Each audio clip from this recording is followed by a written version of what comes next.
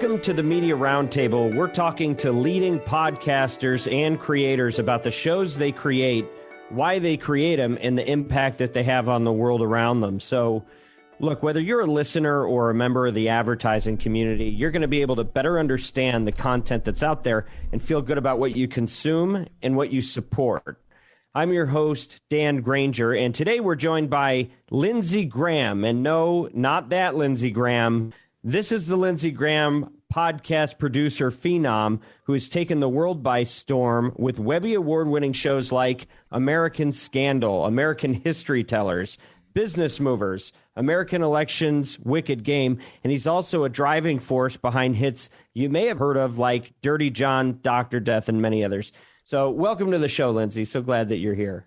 Well, thank you for having me. It's a pleasure. So you've gotten to touch this industry from so many different sides. Do you mind just sharing a little bit about your background before you got into podcasting? Sure. Most of it has absolutely nothing to do with podcasting.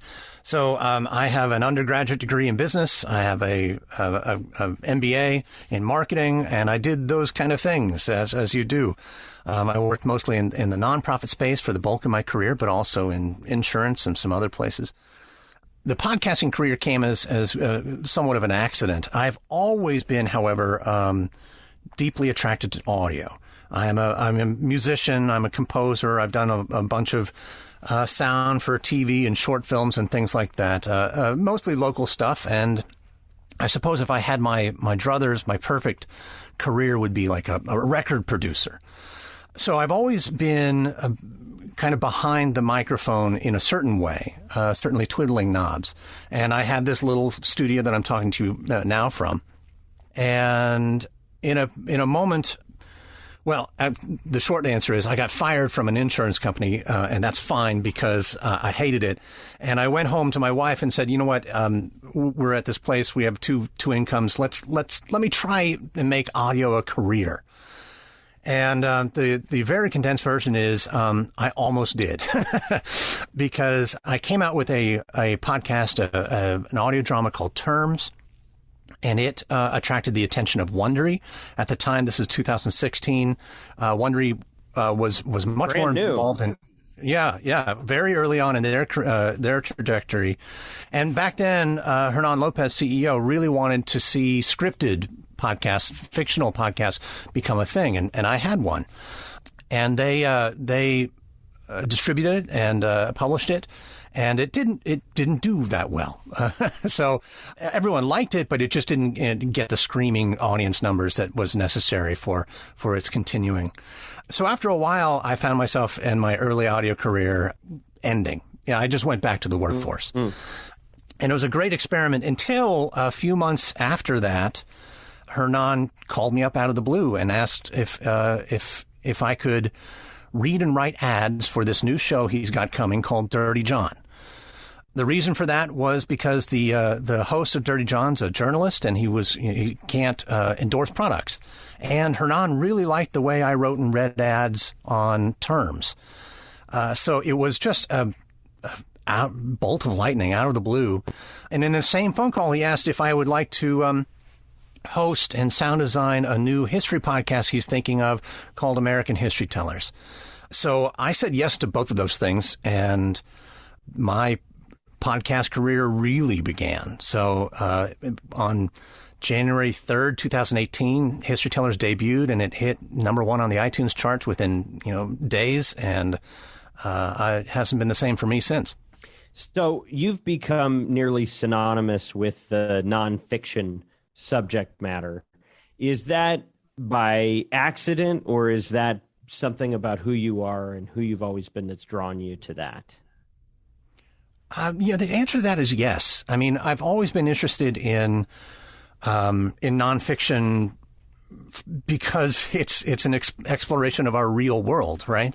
We have real problems in this real world that need real solutions, and many of them are anchored in the past, in history, things that we the lessons we seek are available to us. But it was also the job that was offered to me. I mean, being frank, that was the place that I started. It suited me, though, and I've, I started in the history space with History Tellers, and then kind of moved adjacent to American Scandal, which is more history, but kind of a little more salacious. And then we went into political history with Wicked Game, and now we're into business history with Business Movers. So it's all of a piece, but different views and of the same thing. But it is all nonfiction, except for the scripted stuff I do. But even then, 1865, for instance, is a historical fiction. So it's rooted in fact as well. I like the space because even though it's true, even though it's real, even though you could pick up a book and read these facts, many people don't know them, and they certainly don't know the context, because I think telling the story of them is much more evocative and educational than perhaps what they got in high school or college. I'm with you. I actually, before getting into radio, I worked for a History Channel documentary company. And I love all the content that you do. And it's so cool that you got your start really with Hernan. Hernan was our first guest officially on this podcast. And he's been a very good friend to our agency, Oxford Road, over the years. So very, very good guy. So as you're making this type of content, you've really had an evolving role in it. I mean, you didn't go to any kind of voice training school or anything like that, but you've really become a name and a brand behind a lot of these things. How has that progressed? Yeah. No, in terms of classical training, I have none. Yeah. I don't have a theater background. I didn't go to audio engineering school. I mean, it's all just feet first, do it. And I was terrified in the beginning. Hernan made a horrible gamble with me. He just knew I could do it. More so than I thought of myself. And so how have I progressed? I think I've just learned on the job. I do have, I think, a good ear, that I brought with me. So I know if I screw up, I know it, and I probably also know how to fix it. Yeah. I do have that skill in that I'm always critically listening, even in the midst of my sentences and my narration. And I brought with it, that sort of sound designy, composer, producer mindset to the whole thing. And, which is good because podcast is an audio medium and, I have that skill set. But no, I was shaking in my boots the first couple of times I had to narrate or especially these reenactments that are in my show. So, I have to. Yeah, you're acting too. You're Abraham Lincoln. You're like all these different people. It's like, what a burden. No, sometimes I'm Susan B. Anthony, sometimes a 4-year-old child. And, I don't affect accents or really try too hard to sound like these characters. I think that would be a mistake. But yeah, it was something new for me. That's for sure. Well, it's kind of funny. So one of my favorite more recent movies is The Death of Stalin, which is loosely based on historical events, right? Mm-hmm. But what was really interesting is they've got British actors, they've got American actors. Nobody's doing a Russian accent the whole time. Right. And you know what? It doesn't matter. It doesn't take anything away from it. I don't know if people ever realize that you could pull that off if you go back a few decades, but it seems to make it somehow more natural, even though that might be counterintuitive. Well, they it was a joke at the time, but they did it with Robin Hood. Costner didn't bother. Yeah, he didn't bother. But they didn't like that when he did it. That was like an early prototype of the model. Yeah. It seems like it's gotten more effectively delivered since then. So let's talk about what we're trying to do with the evolution of this program is get a little bit more into helping people understand what your content's about, but also like why and what is the impact. So when you look back on your body of work so far, and I know in some ways you're just getting started, but what work are you most proud of that you've been able to work on, and why are you proud of it? That's really hard to answer. I mean, because at any one moment I'm in the midst of something new, but all of my shows have a mission. And the mission is similar to educate listeners about American history for the reason to use it as a mirror in our modern age. And for that reason, there are seasons in History Tellers, there's seasons in Scandal that really speak to me. The entire purpose of Wicked Game was to tell our listeners that this political moment that we were in coming up to 2020 was not the first time we've had a problem, right? Not the first time. No, it's been horrific and sometimes just as violent and repulsive. And we need to remember that, if only just to get some sense of consolation, or that it's okay. We've lived through it before. 1865, even though that's scripted, I think is very important because it really tells the story of Reconstruction, which is just a forgotten era in American history, which is bizarre because it sets up the next 150 years. We are still fighting those battles right now with, race relations and voting rights and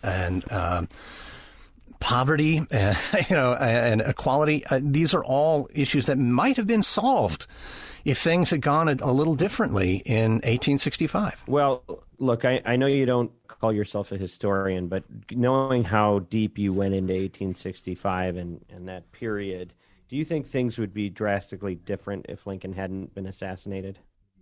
Oh, there's no... Reconstruction would have been a totally different deal. Yeah, absolutely. Now, mainly because Johnson wouldn't have been president, right? Mm-hmm. That was the moment that the South got back into the halls of power, perhaps too quickly and with too little price to pay. Mm-hmm. Now, I think it was just a horrible moment. I mean, what do you do with one half of the nation who was previously at war with you, and you want to bring them back into the fold? What did happen was just a collapse of the effort. It got too hard, and there weren't enough people holding on to the mission of the Civil War and the early Reconstruction period. Grant came in too late, and he was undermined. He was not a great politician. I think it would have been completely different if we had a solid Lincoln administration with maybe a successor or a third term, and Johnson wasn't there to introduce the first chink into the armor. Mm-hmm. Yeah, well, and when you look at the last, I mean, listen, part of our goal here is, we want to see media doing more to be edifying than destructive, right? And we know that media can be used for harm or for good. And so we talk to people on both sides of the political spectrum. But without question, I think we can all agree the last 5 years have been different. They've been unorthodox, to say the least. When you look at the recent history of this country, especially in the last two, what period of time do you liken it to based on the work that you've done in the other periods you've covered? What do you look back for a proxy? Well, I mean, it's certainly not a great analog, but probably the end of our last war, a large war, Vietnam. Yeah. I mean, 68 to 74, America was tearing itself to pieces. Yeah. And we had violence in the streets. We had real problems with equity and equality and economics. And we didn't have a pandemic, but there was more than enough to go around. It was a hard time. And I think this was the one of the first moments in which America was as polarized as perhaps we are today, when we knew that there were definite sides. It wasn't just Democrat or Republican, but it was the yippies and the hippies and the Reds, and just everyone had a tribe, and some of them were anti-American. So yeah, I would go back to that period. 68 to 74 was rough. Okay, and if you were going to prescribe any content that you've created across all the different work that you've done for somebody that's trying to make sense of the time we're in, is there one that you've done that covers that specifically? We did do a crossover series with Legal Wars, the trial of the Chicago 7, which is a look at that particular moment. The Netflix film was great, too, by the way. Yeah, I was going to ask what you thought of that. Sorkin's just great at this sort of storytelling, even though he takes license. Sure. But honestly, I would also go to Wicked Game, because It touches it. It's a every 4-year survey of the entirety of American history. And so if you started and just found those, the death of JFK and then listened through LBJ to Nixon, you would get a good idea of how much this nation changed. Yeah, politically, socially, economically, the whole gamut. Yeah, interesting.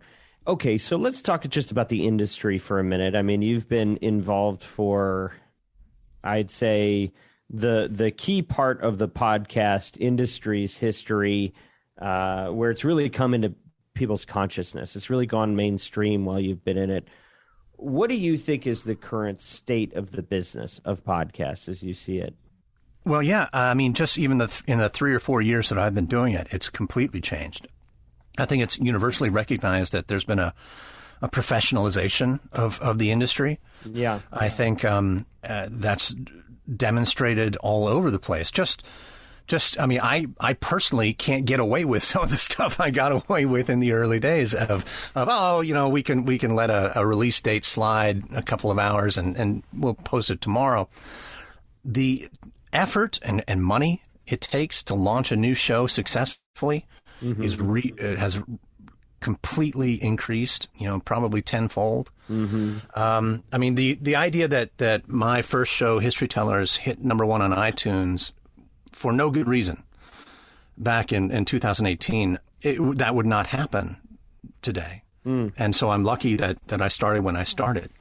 Business Movers came out just this year and had an enormous marketing budget behind it. So certainly, multiples of History Tellers, and it didn't scale the charts like History Tellers did for a variety of different reasons. But yeah, it's just harder. There's not just more content available. There's always been so much content, but now there's so much good content. Yeah, it's very hard to rise to the top. And there also seems to be some warring formats.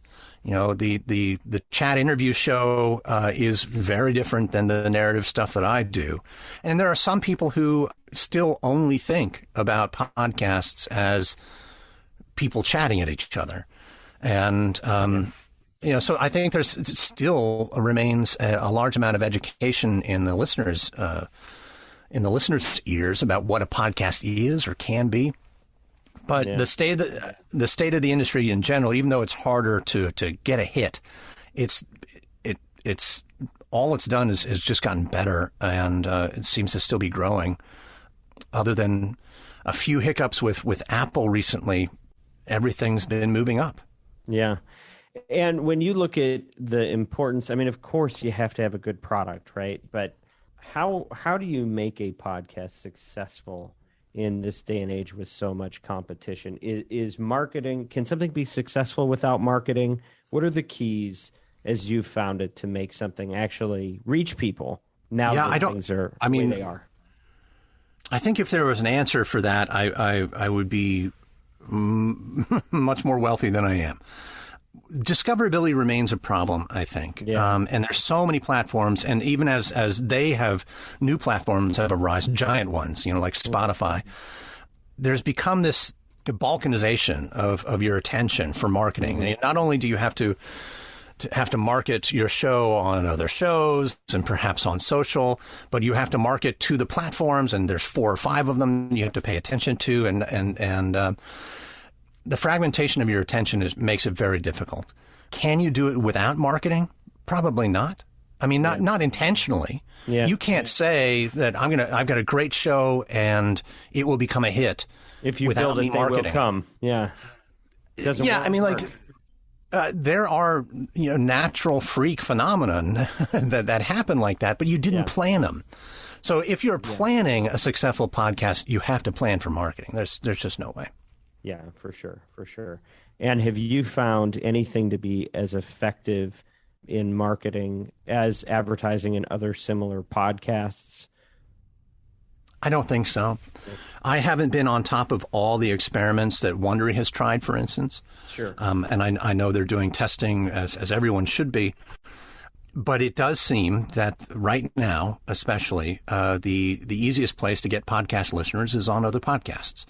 Yeah. And so the marginal utility of your next advertising dollar, if you spend it elsewhere, is probably less than if you spend it on a podcast. Yeah, well, and the team at Wondery really mastered that. I think they created a template for the marketplace to follow a long time ago, and they figured out how to make hits. Same way as a movie. You show trailers in a theater, that happens to help.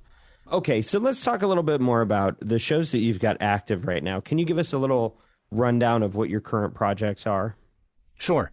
There are 3 weekly shows right now running. So American History Tellers and American Scandal, and then the newest one, Business Movers.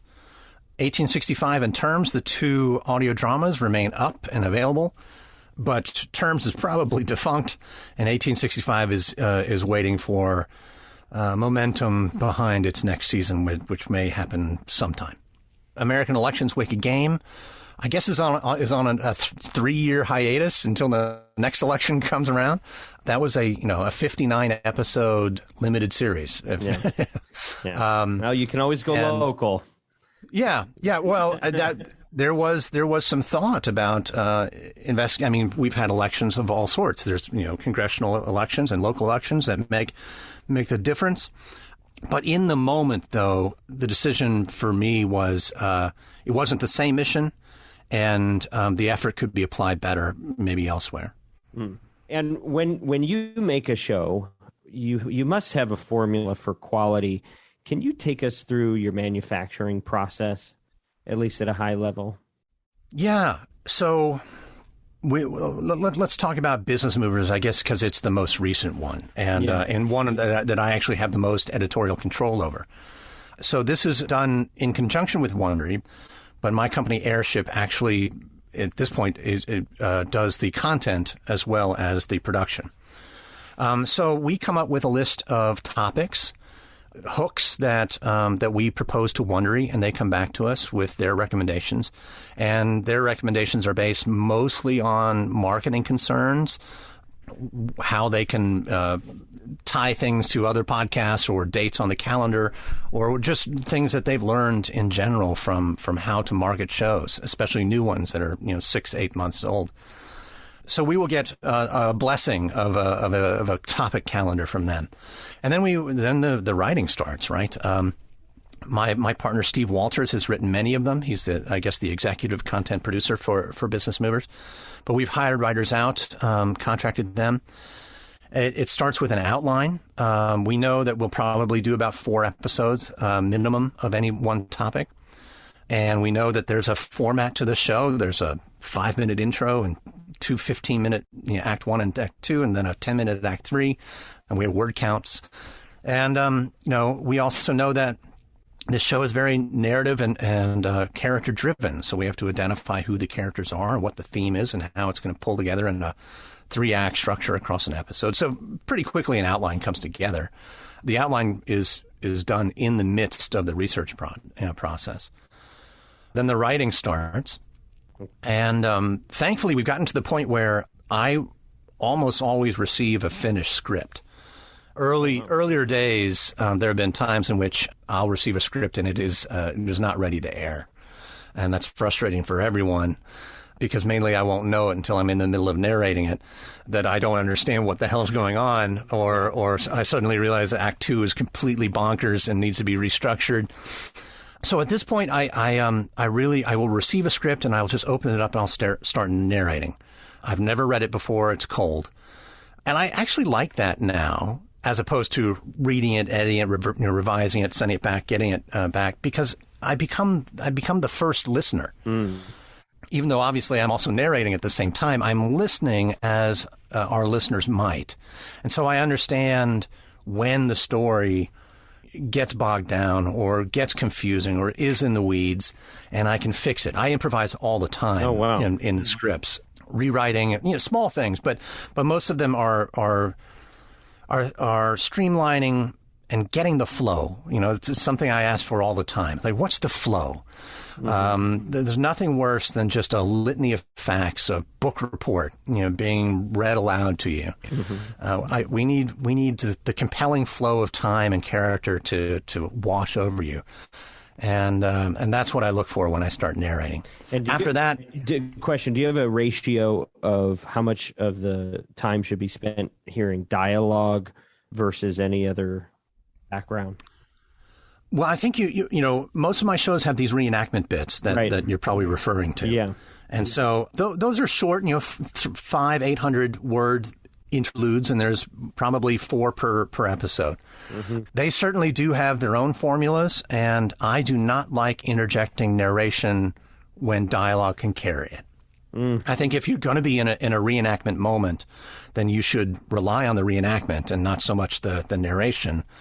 But exposition gets difficult there. Yeah, it's an art. I mean, like we're screenwriting at that point. It's no longer just an academic exercise of telling the story through historical narrative. Now we've dropped into full-on character development and stuff that many other writers don't have to think about.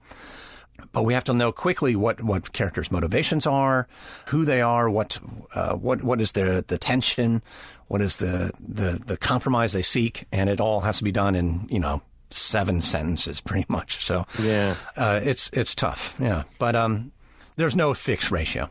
Have you found that any of the principles for creating content are transferable over to the ads that you are involved with? Yeah, absolutely. So ads are a similar creative exercise. If we strip out the mandatory copy, right? Like the stuff that the client just has to have in there. Never heard of it. No, yeah. And go into the stuff that the client really wants the host to provide. It becomes an exercise in miniature storytelling. It's the same thing. Who's the character? What's the POV? What's the conflict? What's the problem that's going to be solved at the end of this conversation, this 45-second, this 60-second conversation I'm having with my listeners? And, my shows are narrative. I'm, kind of a voice of God. There's not a lot of my personality. I don't talk about my cats or what I had for breakfast in the middle of the podcast. But I might in the ads if it serves the purpose of telling a story. I also might tie it to content that's in the episode. If it's a baked-in ad, it doesn't really make sense if. So I'll try really hard to tell a small story, or draw upon an anecdote that is universally applicable. I was writing ads all day today. And I don't know, I even forget who it was for. But the idea was everyone has stubbed their toe.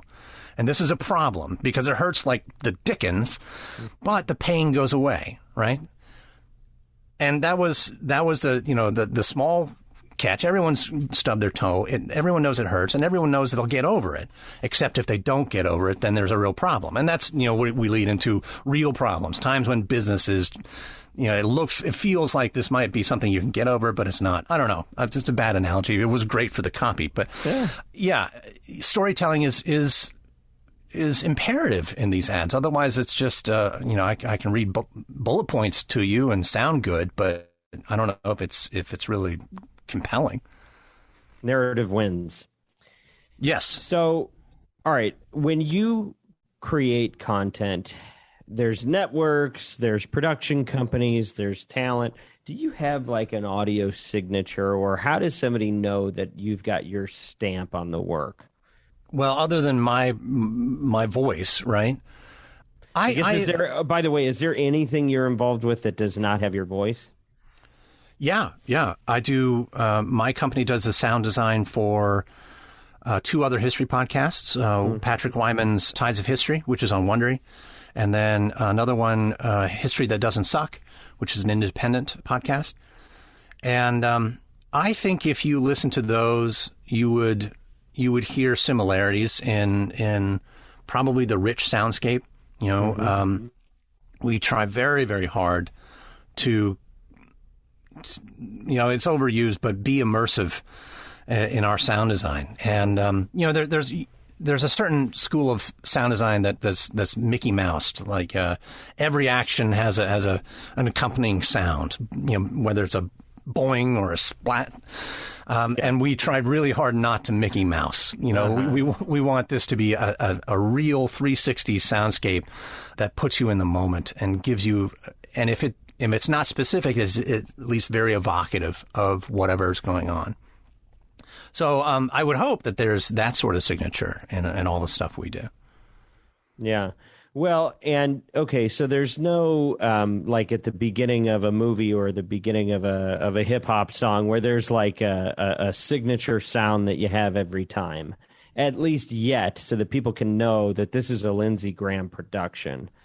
No sonic, sonic ID branding. Yeah, I got you. Yeah. I got you. Okay, cool. And then tell me about the audience.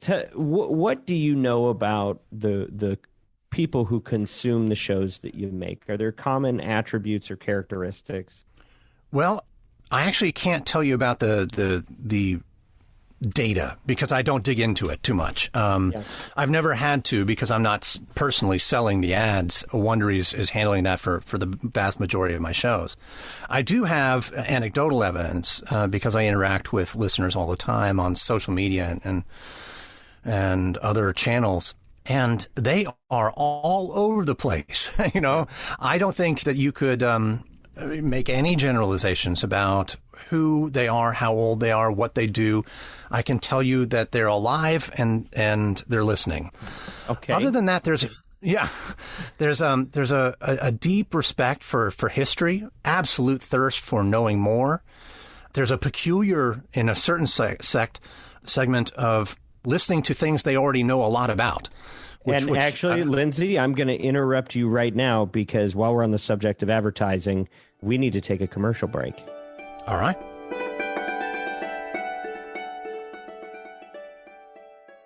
Let me talk to you about what the Media Roundtable really is. It's not just a podcast, it's a movement.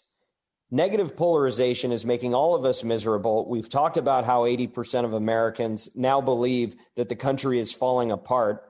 And meanwhile, private companies are the most trusted institutions in America, while trust in media has never been lower. And the irony here is that it's these same private companies that actually make news media possible through sponsorship. So the Media Roundtable joins together media and marketers and mobilizes them to promote truth and civility in journalism.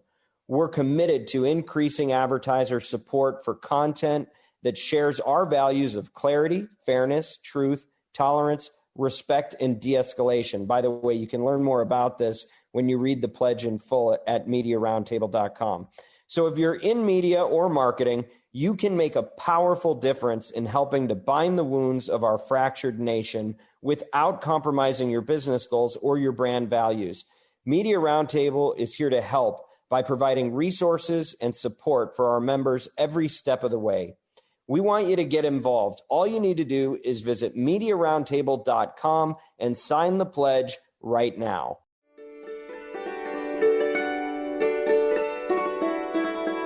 And we're back with Lindsey Graham. Lindsey, it's interesting because I think a lot of times, especially for people that work in this industry on the advertising side, people don't really know what it's like being on the other side of the copy that they're handed, right? And so do you get any type of feedback about what the audience thinks, wants, what they do after hearing the ads? What's the feedback loop like? Non-existent. I don't think I've ever received feedback. Every once in a while, I maybe there's a funny ad that someone mentions on Twitter that a listener has given me some feedback. From clients, I don't hear a thing. Other than please redo it. We don't like this. And what do you wish you received? Would you prefer if you had more feedback? Because I think that's an interesting note. I think I would love more feedback, especially the positive feedback, because it tells me what to do next time. I mean, oftentimes these campaigns go on for months and the instructions don't change. Week after week after week, I'm confronted with the same bullet points and the same, instructions, and I have to come up with something new. Knowing what was enjoyed by the client or what worked for them would certainly help me replicate that. because, not knowing it means that I might take a giant left turn on my next ad because I don't know any better. I've got to come up with something new. So I might move away from something that they know works. Of course, it is, there's a large subjective portion to this. And one client's employee may have a very different opinion than another client employee. We've heard about that. Yeah. Yeah. I've received completely different sets of notes for pretty much the same ad. Conflicting instructions on the same copy. Yeah. Yeah. This portion is mandatory, and also make it up, make it your own. And right, exactly. But yeah, no, I don't receive any client feedback that is positive and reinforcing. Yeah. Most of all, it's just they would like something redone. Well, that's an interesting note for the industry. Now, you mentioned earlier you don't, at least you're not seeking a lot of the kind of qualitative audience data that maybe the people that are selling the show or buying the show want to look at. Do you, though, have in your mind what the profile of a listener in your head? Do you have an archetype that you're thinking about, or a person that you know that you go, I want this person to like what I'm making? Yeah, I do. It's tempered by the client, because oftentimes, with shows, certainly shows as large as American Scandal, the audience is very diverse. This is not a niche show. Yeah. So what I need to do is think about who the client's archetype really is, because I've got them in my audience. I know for certain. And I know my audience likes stories told in a certain manner. So that's really what I think about. I mean, if it's a business product, I think about the business person who's listening on their commute, or maybe in the gym. If it's a lifestyle product, I'll think about perhaps the younger person who's, listening elsewhere and for different reasons. Oh, yeah, and you're answering specifically about the products themselves, which is awesome. Yeah. What about with the actual show? Well, I think it is less to do with the actual show, mainly because, well, the audience is really broad. I mean, there's David and there's Sally, and they're not really that similar. Yeah. Now, I know certain things that like History Teller skews male and Scandal skews female, and there's a 20% overlap between the two shows. Some high level stuff. But most of the time, I'm really just trying to tell a story similar in the same manner that I tell the rest of the story, which is the episode. Mm-hmm.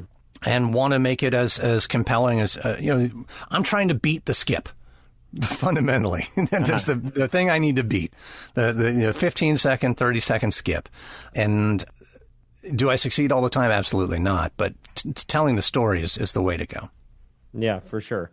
So we were talking earlier about your mission with every program that you do and what that can actually do for people. And so I guess if you could go elaborate a little bit more on that. What do you hope the consequence will be for people in real life when they have listened to one of the programs that you've created? Is it that they be entertained, informed, that they take an action? What's like the North Star for you? Well, I think I'll answer this, personally and maybe controversially. I learned along with my audience quite a bit about American history. And, for instance, I did not know about the Tulsa Race Massacre of 1921 until I did a series on it. There were a lot of things I did not know. And I think, like a lot of my listeners, after having done it, I wish I had known, because it gives so much context to our present moment. I mean, I think if you look at the events of the summer of 2020, the George Floyd riots and marches and the just growing chorus for racial equity and reform in police action, it makes so much more sense if you know from 1865 on all the moments in which this large portion of our American populace were repressed. And it also makes me understand better what the counter arguments might be to, oh, why do you keep bringing up racism? You know, or why other people keep bringing up racism. I don't know that, either of those are great things to say. That's racist. Why do you keep calling me racist?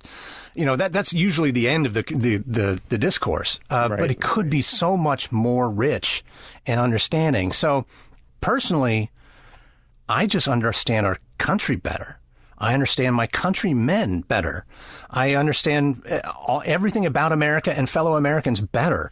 And I can forgive those persons who are too quick to dismiss the complexity and nuance and deep history of this problem. And I'm also able to understand when people can't communicate, when their rights are being trampled, or when they think it's just a bunch of complaining. They're kind of all valid because they're all ignorant. Mm-hmm. And I understand so much better having learned these things. Is there a call to action for my listeners? Not particularly, but if they go through the same journey that I go through in understanding all sorts of facets of American culture, and it's not just the hot button issues, it's all of them, then we couldn't help but be a better country in the years to come. So when you're looking at the news today, I imagine you have a profound sense of awareness that you're reading history that just hasn't been told in that way yet. Yeah. When you think about today becoming history, what to you is the most concerning that's going on in the world right now? Well, I mean, history has a long horizon, right? Yeah. So even though we've got a lot of troubles, I would suspect it's climate that would be the most important chapter in the history books being written 100 years from now. What we did or did not do to address the climate crisis. Because frankly, none of the other stuff matters if we're all drowned or scorched. So, yeah, I would say that it's highly unfortunate that we've gotten to the place where half the country is flooded and the other half is on fire. But it might be necessary to become so obvious to us that action is needed. I don't think there's probably a bigger crisis that will be written about in the future. And have you done any content yet that you feel really helps people have a deeper understanding of that issue? Probably not. No. Okay. So we know what's coming. Yeah. One of the hard things about having a mission is realizing that you're failing at it.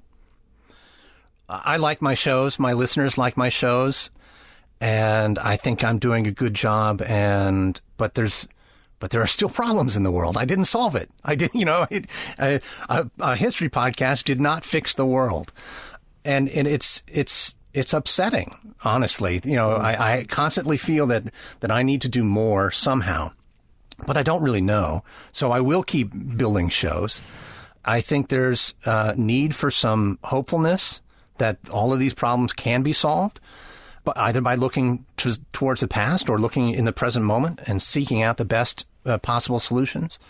And public awareness is a big factor in how our politics works. So, yeah, I have not done anything on climate. I probably will, but I'm going to do as much as I can. You say you're failing at your mission. I would challenge that. I would say you're succeeding at your mission. You have not solved all the world's problems and brought the utopia into being. But remember, Lindsay, it's progress, not perfection.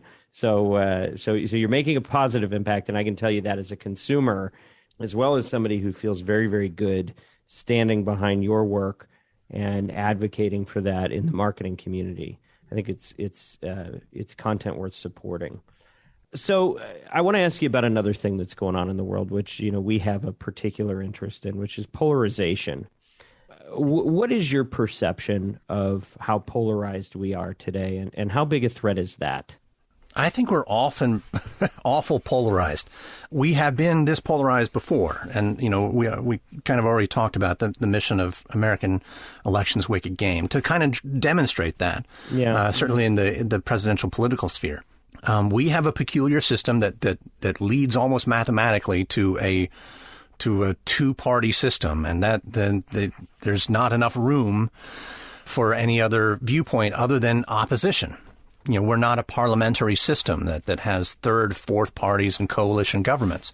Maybe we should be, but that's a different question. Mm-hmm. Is it dangerous? Yes. Are there better systems? Probably. Can we fix them in the short term? I don't know.